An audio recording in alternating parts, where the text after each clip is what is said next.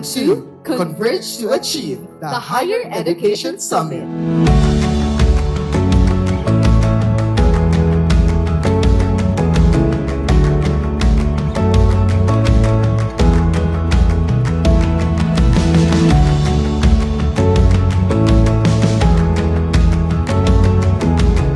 This is truly the definition of convergence, moving toward a union, all for ensuring inclusive, accessible, and equitable quality higher education that develops lifelong learners, job-ready graduates, and job-creating innovators who are ethically grounded and globally engaged.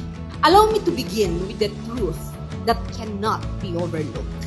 If we measure the strength of a nation by its economy, its infrastructure, or its politics, we missed the one foundation on which everything else depends, and that is education. Ang bagong Pilipinas ay binubuo ng matatag na workforce sa pamamagitan ng dekalidad na edukasyon. Alam natin hindi tayo bibiguin ng talino, talento at puso ng Pilipino.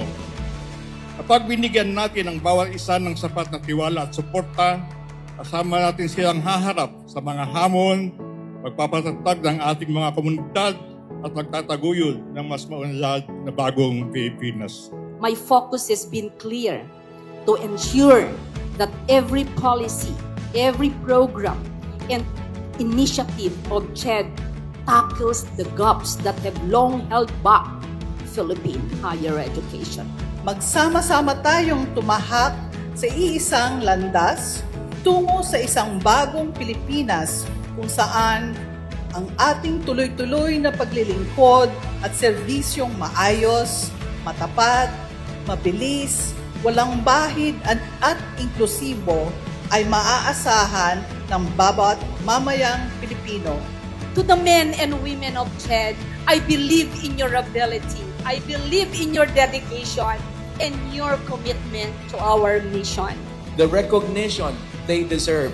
Hindi po nila utang na loob ito sa atin, kundi dapat lamang natin ihandog sa kanila bilang sukli, panukli, o bilang ganti sa kanilang mga pagod, sakripisyo, paghihirap.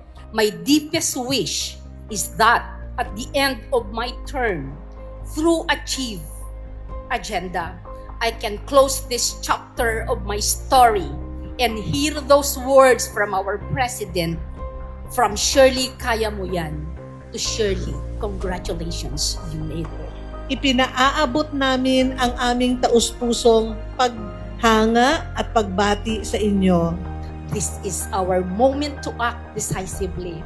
This is our moment to lead courageously.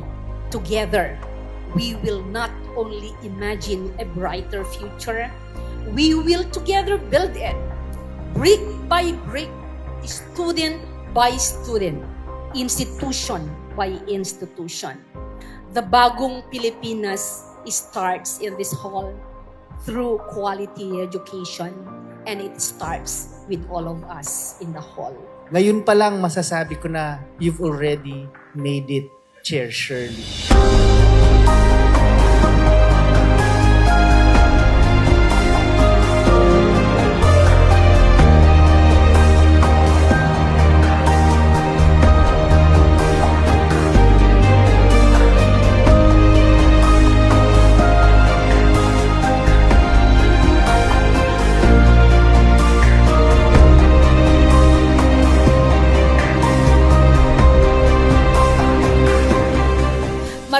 Marami pong salamat.